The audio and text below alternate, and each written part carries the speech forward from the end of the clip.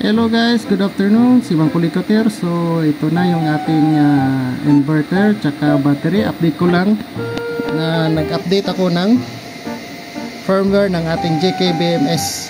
So dati ito yung ano niya, yung version, yan, super version B15.06.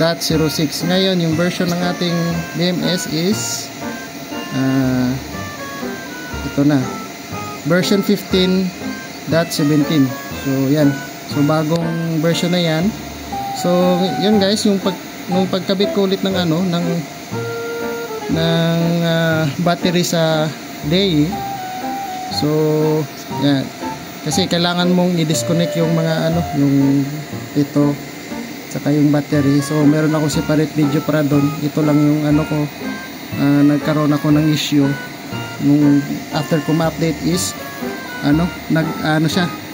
nagpo-force charge yung nagre-request force charge yung ating BMS sa inverter. So hindi ko alam yung gano'n na sitwasyon. So maraming ako in-on off ko yung inverter, gano'n pa rin.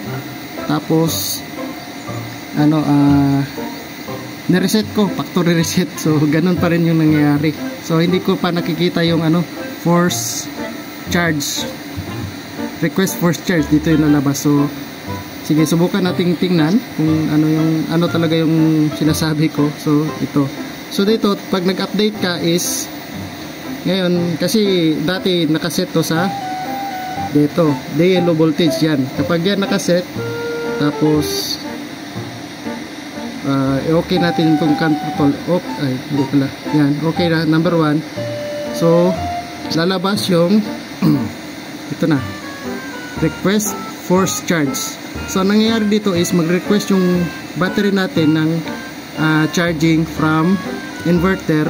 Ano ba, kapag maliit lang yung solar natin is anong kulang is pupuna ng grid. So yan, tumaas na yung grid natin. Meron na tayong consumption from grid. So yan, from 0.02 naging 0.67 na. So yan, para kasi yung natin 60 amps yung papasok ngayon is, tingnan natin yung battery, pumapasok ngayon is yan, 60 amps yung pumapasok. So yan yung nangyayari. So nakikita natin request force charge. Ngayon buti na lang napatingin ako sa YouTube, mayroong doon YouTube video na ganoon nga, kapag nag-update ka ng ng software or firmware ng JK-BMS ay ganito nangyayari. So ang solusyon lang nito is pupunta ka sa application ng JK-BMS, then yung CAN protocol number palitan mo lang dito sa number 002 or yung pylon low voltage version 1.0. So piliin mo lang yan, yung CAN protocol natin number 2 na, then click OK. So mawawala na yung request force charge. So nawala na yung request force charge, then bababa na yung amperahe, and then hindi na siya kukuha sa ating grid pang charge sa battery. So yan, wait lang natin, ayan, bumaba na. So bumaba na siya.